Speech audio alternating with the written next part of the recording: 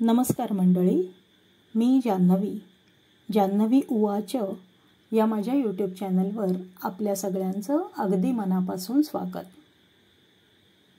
माझ्या आजच्या लेखाचं नाव आहे मी एक प्रेक्षक. बघा, माझा आजचा लेख आवडतोय का? आवडला तर लाईक करा, शेअर करा आणि सबस्क्राईब करा. धन्यवाद. माझ्या लहानपणी चित्रपट आणि नाटक बघायला जाणं ही चैन समजली जात असे.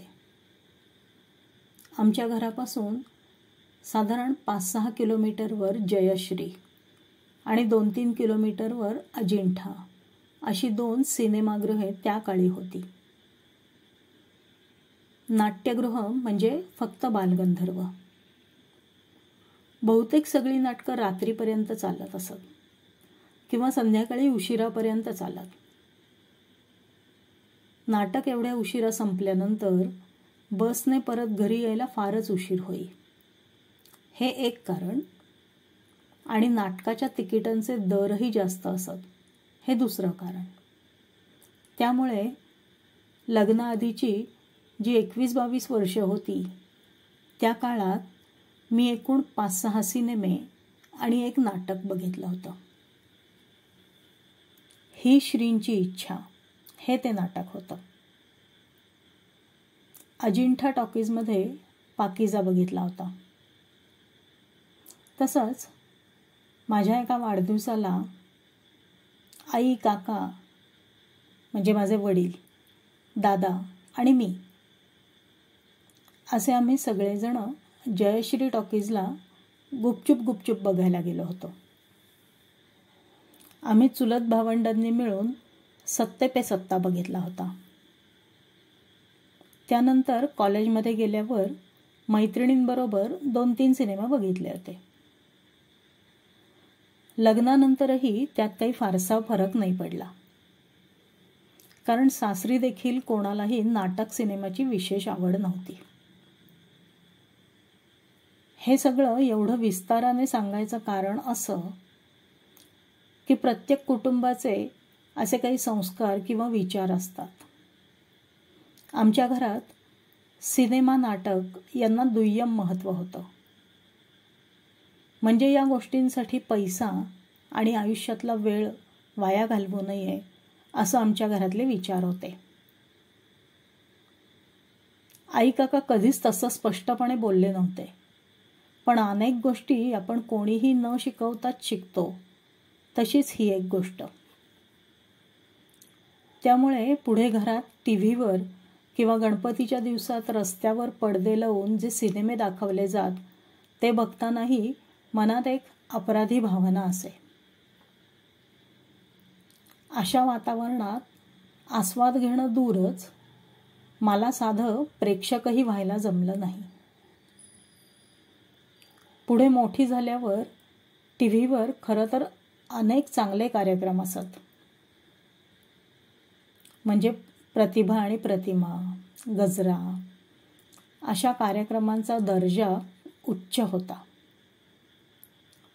ते कार्यक्रम बघावेसे वाटायचे.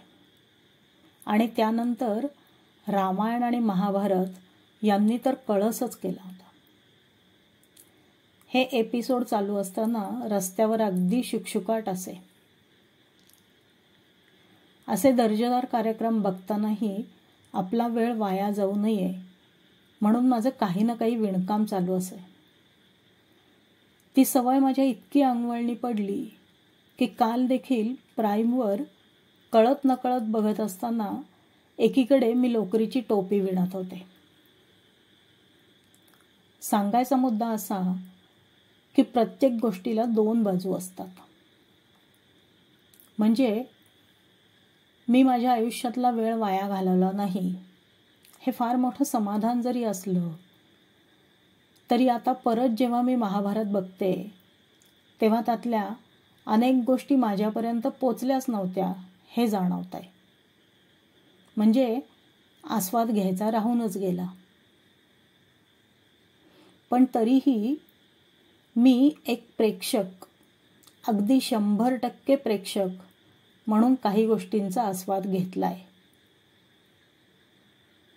नचिकेत तेव्हा असेल 4-5 वर्षांचा. त्यांच्या शाळेचं वार्षिक स्नेहसंमेलन होतं. त्या स्नेहसंमेलनात सर्कसचा प्रयोग सादर करणार होते. 2 विदूषक असणार होते. त्यापैकी छोट्या विदूषकासाठी नचिकेतची निवड झाली. रोज शाळा सुटल्यानंतर त्यांच्याकडून सराव करून घेतला जात असे. स्नेहसंमेलनाच्या दिवशी मेकअप केलेला विदूषक हा नचिकेत आहे हे ओळखणं अवघड झालं होतं. खूपच अफलातून मेकअप केला होता. त्यांचा सरावही चांगला करून घेतला होता. त्यामुळे सर्कस तर चांगली झालीच, पण इतर मुलांचे कार्यक्रमही खूप छान झाले.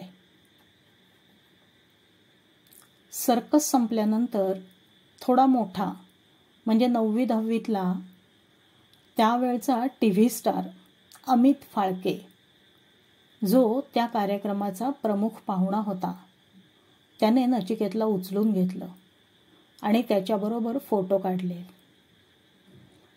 त्या दिवशी मी खरी प्रेक्षक होते. आणि त्यानंतर हा सिलसिला नचिकेत आणि वृषाली 10वी पास होऊन शाळेतून बाहेर पडेपर्यंत चालू राहिला. कारण दरवर्षी कोणत्या ना कोणत्या तरी कार्यक्रमात नचिकेत आणि वृषाली दोघेही असत. छोटासा विदूषक, लाल बहादूर शास्त्री, वामन या व्यक्तिरेखा असोत, आपल्या ग्रहमालेतील प्लुटो असो किंवा माझ्या बापाची पेंड ही छोटीशी एकांकिका सादर करणारा नचिकेत आजही माझ्या डोळ्यापुढे येतो. तसंच विठ्ठल तो आला आला हे नाटक करतानाची छोटीशी वृषाली किंवा संत तुकाराम महाराजांची मुलगी झालेली लई भुका लागल्यात असं म्हणणारी लाल रंगाचं परकर पोलक घातलेली वृषाली, जैत रे जैतमधल्या जांभूळ पिकल्या झाडाखाली ढोल कुणाचा वाजजी या गाण्यावर नाचणारी वृषाली असो किंवा या बालांनो या रे या गाण्यावर चारूचा हात धरून सर्वजण आत निघून गेले तरी नाचतच बसणारी वृषाली असो, अशी तिची खूप बालरूपं डोळ्यापुढे येतात. कारण त्या प्रत्येक वेळी मी अगदी 100% प्रेक्षकच होते. धन्यवाद.